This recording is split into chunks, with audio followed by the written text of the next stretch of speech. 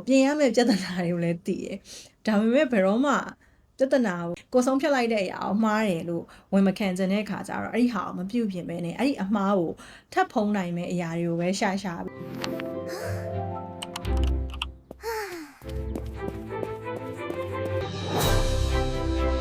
ယ်လိုအားလုံးပဲမင်္ဂလာပါကျွန်မအိမ်ပေါ်မှာနေ့ညတော့ကျွန်မ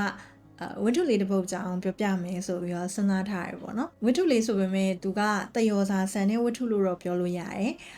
်တယောစာဆန်တဲ့ဝတ္ထုတွေတော့အများကြီးရှိကြတယ်ပေါ့နော်ကျွန်မအဲ့ဒီမှာဒီဝတ္ထုလေးတစ်ပုဒ်ကကျွန်မစိတ်ထဲမှာအမြင်လို့ရှိရပြီးတော့ကျွန်တော်တို့တွေရဲ့ဒီလူလောကကြီးမှာတွေ့ရတဲ့ကမောက်ကမအဖြစ်ဆုံးပေါ့နော်အဖြစ်ပြက်ကလေးနဲ့သွားဆင်တူတယ်ဒီချိန်နေနဲ့လည်းတိုက်ဆိုင်တဲ့အရာတွေအများကြီးရှိလိမ့်မယ်လို့ထင်တော့အစားအုပ်ဆိုတဲ့ဝတ္ထုလေးပေါ့နော်အဲဒီဝတ္ထုလေးကြောင်းကျွန်မပြောပြချင်တယ်audio book လို့ပုံစံမျိုးတော့ကျွန်မမဖတ်ပြတော့ဒါပေမဲ့ဝတ္ထုတွေကအကြောင်းအရာလေးကိုတစ်ချက်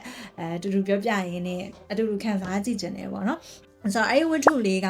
ရေးတာတော့ဒီဆရာစိုးမြင့်လက်ကဘာသာပြန်ထားတာပေါ့နော်ကျွန်မစိတ်ထင်တာရုရှားဝတ္ထုဖြစ်လိမ့်မယ်လို့ထင်တယ်ပေါ့နော်ဝတ္ထုမူရင်းရေးတဲ့သူကလာဇာလက်ဂင်လို့ဖတ်မယ်ထင်တယ်သူရေးထားတာပေါ့နော်ယုံကလေးတကောင်အကြောင်းကိုရေးထားတာပါအဲ့ဒီယုံကလေးနဲ့ပတ်သက်ပြီးတော့ဖြစ်တဲ့ဝတ္ထုရဲ့သဘောစောကြောလေးကိုနည်းနည်းလေးပြောပြရမယ်ဆိုလို့ရှိရင်တော့လူတွေရဲ့လှေနံဓာတ်ထစ်ပေါ့နော်မြန်မာစကားပုံနဲ့ပြောမယ်ဆိုတော့လှေနံဓာတ်ထစ်ပေါ့ဒါလို့ပြီးသွားပြီဆိုလို့ရှိရင်ဒါကိုပဲတရက်တည်းယူလိုက်တာပေါ့ဒီဟာကြီးတစ်ခုလောက်ပြီးသွားပြီအစင်မပြေဘူးဆိုတော့သိရတာနဲ့မပြင်ဘူးအဲ့လိုမျိုးလူတွေပေါ့နော်အဲ့လိုဟာမျိုးတယောထားတဲ့ဟာလေးပေါ့နော်အဲ့တော့ကျွန်တော်နည်းနည်းလေးဖတ်ပြရင်လည်းပြောပြမယ်ပေါ့နော်အဲ့ဒီဝတ္ထုလေးကိုဘာသာပြန်ထားတဲ့ဒီဆရာဆုံးမြင့်လက်ရေးထားတာကတော့မန်နေဂျာရွှေယုံလေးဆိုပြီးတော့ရေးထားတာပေါ့နော်အဲ့ဒီယုံကဘာလုပ်တာလဲဆိုလို့ရှိရင်သူကဒီအသားကိုတောင်မှာသူကလက်ထောက်မန်နေဂျာယာရူးနဲ့အလုပ်လုပ်ရတာပေါ့နော်အဲ့တော့အဲ့ဒီရွှေယုံကအရန်တာဝန်ကြီးတယ်သူကတအားသူ့အလုပ်ကိုသူရမ်းစူးစမ်းရတယ်ပေါ့နော်အတောင်အထက်လူကြီးရဲ့သဘောကျအကောင်သဘောကျအောင်ကိုတာဝန်ရမ်းကြီးအဲ့တော့သူ့ကိုဘာလုပ်လိုက်လဲဆိုတော့ယာရူးတိုးပေးတဲ့နေတဲ့ဆိုပြီးဆုံးဖြတ်လိုက်ကြတယ်ယာရူးတိုးပေးတဲ့နေဆိုပြီးဆုံးဖြတ်လိုက်တဲ့အခါကျတော့ဘယ်ကိုယာရူးတိုးပေးလိုက်လဲဆိုတော့မုံလာဦးကိုတောင်မှာသူ့မန်နေဂျာဖြစ်နေခန့်လိုက်ပေါ့ဟာမန်နေဂျာသူကအရင်တော့လက်ထောက်မန်နေဂျာအခုတော့မန်နေဂျာဖြစ်သွားပြီဆိုတော့ယုံကတကယ်ဆိုရင်ပျော်သွားမှာပေါ့နော်ဒါပေမဲ့သူ့ကိုတောင်မင်းကမုံလာဦးကိုတောင်မှာလက်ထောက်မန်နေဂျာကနေမန်နေဂျာယာရူးပြောင်းလဲပြီးတော့ခန့်ပေးလိုက်တယ်ဆိုတော့ယုံကအရင်လန့်သွားတာပေါ့နော်လန့်သွားတော့ဒီယာတို့မြူချင်းဆိုတော့အတင်းညင်းတယ်ပေါ့နော်သူကအဲ့လိုကျွန်တော်တနာကြပါဒီမှာသူရေးထားတာပေါ့နော်ကျွန်တော်တနာကြပါခမရမဖြည့်ဆည်းကြပါနဲ့ကျွန်တော်ကလူကောင်းတစ်ယောက်ပါမိသားစုလည်းကျွန်တော်မှာအများကြီးရှိပါတယ်ဘာပြစ်မှုမှလည်းမကျူးလွန်ဘူးဆိုတော့သူ့တန်ကြတော့ဒီခွေးတူဝက်တူတို့ဘာတို့ကလန့်တန်းတော့ဖြစ်သွားပါအမလီပေါ့ငါတို့ကမင်းတနာရမှာလားငါတို့ကအခုမင်းကိုယာရူးတောင်တိုးဝေးထားတာမင်းသဘောကျလို့ယာရူးတောင်တိုးဝေးထားတာမင်းကဘာဖြစ်တာလဲပေါ့နော်အဲ့လိုမျိုးပြောကြတော့ယုံကပြောခင်ဗျားတို့ယာရူးတိုးဝေးရတော့ဟုတ်ပါတယ်ဒါပေမဲ့ကျွန်တော်ကိုတိုးပေးလိုက်တဲ့နေရာကိုလည်းကြည့်ရောမုံလာဦးကိုတောင်ယုံဆိုတာမုံလာဦးကြိုက်ပါတယ်ပေါ့အဲ့တော့ကြတော့ခင်ဗျားကျုပ်ကဘယ်လိုလုပ်မှာတော့ဆိုတော့အဲ့တော့မှအထက်လူကြီးကနည်းနည်းခေါင်းစားသွားဒါပေမဲ့ပြဿနာကဘာလဲဆိုတော့ယုံကိုဒီလိုမျိုးယာရူးတိုးပေးလိုက်မင်းဆိုတဲ့ကိစ္စအထက်ကိုအစီရင်ခံတာတင်ပြီးသွားပြီအဲ့တော့သူတို့ကပြန်ပြင်ဖို့ကမလွယ်တော့ဘူးအဲ့တော့ရှုပ်တယ်ဒါကြီးကငါတို့အထက်ကိုပြန်မပြောချင်တော့ဘူးမင်းကိုယာရူးတိုးမယ်ဆိုရင်ငါတို့ကပြောပြီးွားပြန်မပြောချင်တော့ဘူးဆိုတော့မင်းသာအစင်ပြေလို့နေတော့မင်းမစားအောင်မင်းရဲ့သွားတွေကိုကိုယ့်ကိုစီပြီးတော့အဲ့နေရာကိုသွားတော့ဆိုပြီးလွတ်လိုက်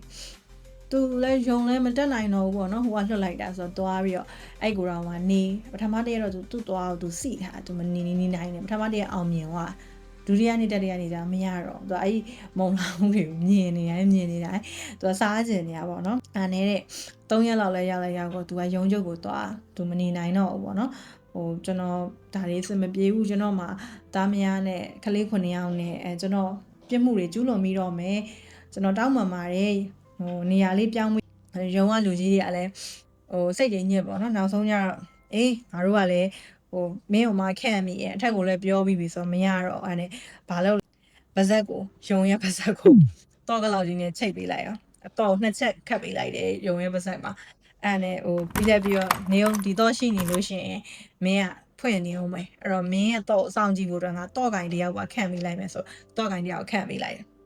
အဲ့တော့ကင်ကဘာလုပ်လဲဆိုရင်မနေ့ဆိုရင်ရုံရဲ့ပါဇက်ကိုခတ်တယ်ညနေကျုံပြန်သွားပြီဆိုလို့ရှိရင်အဲ့တော့ပြန်ဖွင့်ပေးအဲ့လိုလုပ်တယ်ပေါ့အဲ့နဲ့သူကတော့ပုံစံတိုင်းနေပြီးတော့3ရက်ခန့်ကြာတော့သူအစမပြေတော့ပြန်ဘာလို့လဲဆိုတော့ရုံကတော့အတုဒီဟာကိုဖွင့်နိုင်တဲ့တော့အတုကိုသူကသူလှုပ်လိုက်ပြီအဲ့တော့ကျွန်တော်မရဘူးဒါကြီးကို ရနေရတော့ဖွင့်ပြီးစားမိတော့မှာအဲ့တော့ပေါ့အဲ့ဒါဘာလို့ကြလဲဆိုတော့အစည်းအဝေးပြီးသွားအဲ့တော့အဝတ်နဲ့ထပ်ပတ်တယ်ပတ်ပြီးတော့အဲ့ပေါ်မှာချိတ်တစ်စိတ်ထုလိုက်တယ်အဲ့တော့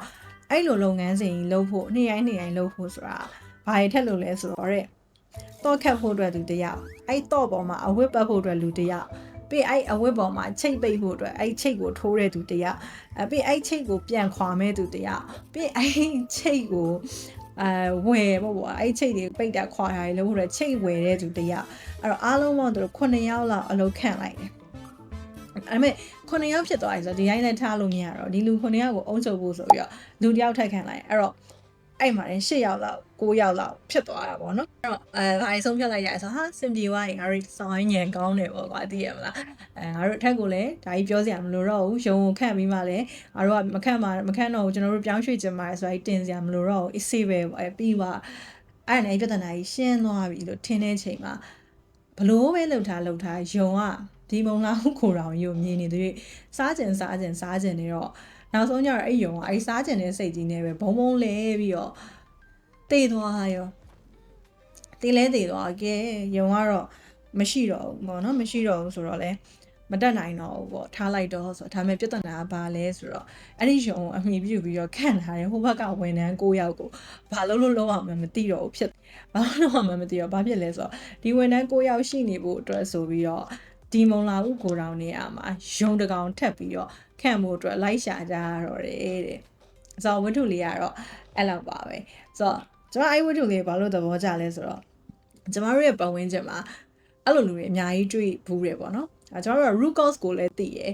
ဟိုပြင်ရမယ့်ပြဿနာတွေကိုလည်းသိရယ်ဒါပေမဲ့ဘယ်တော့မှပြဿနာကိုမပြင်ဘူးတချို့ကြတော့လေကိုမှားတယ်လို့မဝင်ခံခြင်းကိုယ့်ရဲ့ဆုံးဖြတ်ချက်ပေါ့နော်ကိုဆုံးဖြတ်လိုက်တဲ့အရာကိုမှားတယ်လို့ဝင်မခံခြင်းတဲ့ခါကျတော့အဲ့ဒီဟာကိုမပြုတ်ပြင်ပဲနဲ့အဲ့ဒီအမှားကိုထပ်ဖုံးနိုင်မဲ့အရာတွေကိုပဲရှာပြီးတော့ဟိုပြင်ဆင်သွားကြတာပေါ့နော်တချို့တွေကြတော့လေကြောက်တာပေါ့နော်ဒီဝတ္ထုတွေကတွေ့လို့အထက်ကိုတင်ပြရမယ်အောက်ကိုတင်ပြရမယ်ကြောက်တဲ့အခါကျတော့မှားနေမှန်းသိတယ်အဆင်မပြေနေမှန်းသိတယ်ဒါပေမဲ့ကျမတို့တွေကမပြောင်းလဲပဲနဲ့အဲ့ဒီအမှားကိုဖုံးမှုပဲဟိုစူးစမ်းပြီးတော့မလိုလားအပ်တဲ့အရာတွေပို့ပြီးတော့ဖြစ်ကုန်ကြတာပေါ့နော်ဆိုတော့အဲ့ဒီဟာလေးကတော့ကျမရည်ချင်းစရာလေးဖြစ်တယ်ပြီးတော့ကိုအနေနဲ့ကြည့်မယ်ဆိုလို့ရှိရင်လည်းအမြဲတမ်းသင်ခန်းစာယူစရာဝတ္ထုလေးလည်းဖြစ်တယ်လို့ဟိုကျမယူဆရတယ်ပေါ့နော်ဆိုတော့အဲ့ဒီဝတ္ထုလေးကိုဒီနေ့ sharing လုပ်ပေးရဖြစ်ပါတယ်အဲ့ဒီဝတ္ထုကဒီဆရာဆိုမြင့်လက်ဘာသာပြန်ထားတဲ့ခေါင်းငုံလျှောက်သူဆိုတဲ့စာအုပ်ထဲမှာပါတာပေါ့နော်အဲဒီခေါင်းငုံလျှောက်သူဆိုတဲ့ဝတ္ထုလေးလည်းအတော်ကောင်းပါတယ်ကျွန်မအလင်းတဲ့အခါမျိုးမှာအဲဒီဇာတ်လမ်းလေးအကြောင်းလည်း sharing လုပ်ပေးတော့ပါအောင်မယ်ရှင်အားလုံးကျေးဇူးတင်ပါတယ်ကျွန်မအခုလိုမျိုးဒီလိုမျိုးစိတ်ဝင်စားတဲ့အကောင်းတဲ့အကြောင်းအရာတွေကျွန်မဖတ်ဖူးတဲ့ဝတ္ထုတွေကသဘောကျစရာကောင်းတဲ့အကြောင်းအရာတွေကိုလည်းဗီဒီယိုတွေထဲမှာမကြာခဏဆိုသလို sharing လုပ်ပေးတော့အောင်မှာဖြစ်ပါတယ်ကျွန်မရဲ့ channel လေးကိုစောင့်ကြည့်ပေးကြတဲ့အတွက်အားလုံးကျေးဇူးတင်ပါတယ်